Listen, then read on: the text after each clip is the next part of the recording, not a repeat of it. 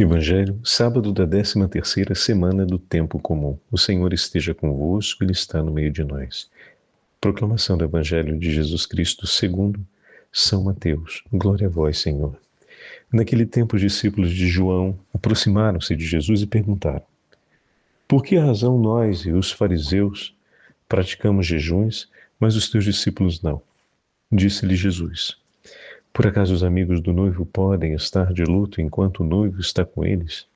Dias virão em que o noivo será tirado do meio deles. Então sim, eles jejuarão.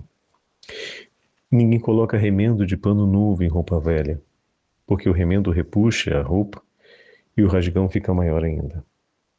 Também não se coloca vinho novo em odres velhos, senão os odres se arrebentam, o vinho se derrama e os odres se perdem. Mas vinho novo se coloca em odres novos, e assim os dois se conservam. Palavra da salvação. Glória a vós, Senhor. Sábado da 13ª semana do tempo comum, em nome do Pai, do Filho e do Espírito Santo. Amém.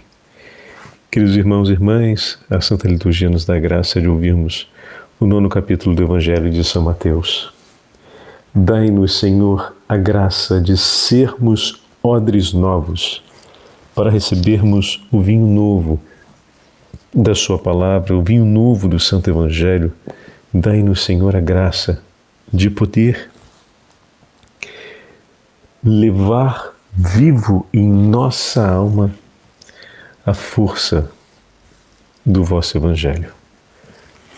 Amados irmãos e irmãs, a imagem que Jesus hoje no Evangelho apresenta diante de seus interlocutores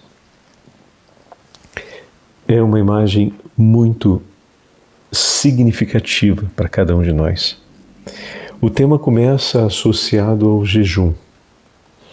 Porque os discípulos não fazem o jejum imprecatório?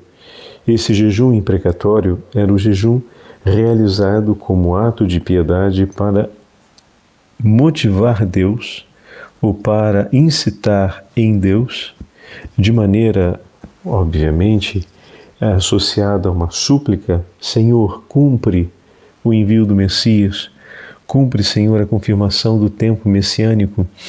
E a resposta que Jesus dá quando pergunta por que os seus discípulos não fazem isso é porque o noivo já está presente.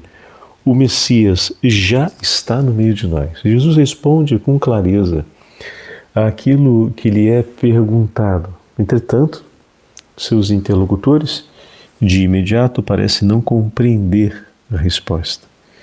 Então, Jesus usa outras duas imagens. A imagem do pano novo colocado para cirzir um rasgo no pano velho, o que significa que o pano novo, mais cedo ou mais tarde, ele vai contrair e dessa forma vai acabar rasgando ainda mais a roupa velha, enquanto o vinho novo, se é colocado no odre velho, o vinho vai exigir dos odres, e os odres já endurecidos pela condição que se encontram,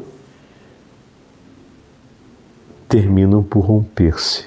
Dessa forma, a imagem que o Senhor nos traz é muito significativa.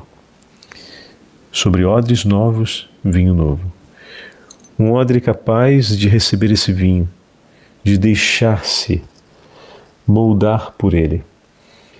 O vinho vai interagir com o odre, ele vai exigir do odre, e o odre se adapta e se torna o reservatório do vinho. É tão bonito porque o odre ele fica perpetuamente definido, na imagem bíblica que Jesus usa, pela presença daquele vinho. Colocar um vinho novo ali, que vai interagir e forçar o couro do odre, vai fazer com que ele se perca. O odre se molda à natureza do vinho, a característica do vinho, a propriedade do vinho, ao agir do vinho. Assim também o coração de cada um de nós se molda ao agir do Evangelho. Por meio da força do Santo Evangelho, o coração do homem será modelado, será conduzido, será preparado. Dessa forma, nós suplicamos ao Senhor que derrame sobre nós o vigor do seu Santo Evangelho e modela, Senhor, faz de nós odres novos, para que nós possamos ser modelados pela palavra que recebemos, para que nós possamos ter a nossa vida marcada perpetuamente por ela, a fim de que a nossa presença no mundo seja para sermos perpétuos portadores da beleza e do sabor do Santo Evangelho. O Senhor esteja convosco, Ele está no meio de nós. Pela poderosa intercessão da Imaculada Virgem Maria, Rainha dos Apóstolos, desça sobre todos vós e permaneça para sempre a bênção do Deus Todo-Poderoso, Pai, Filho e Espírito Santo. Amém.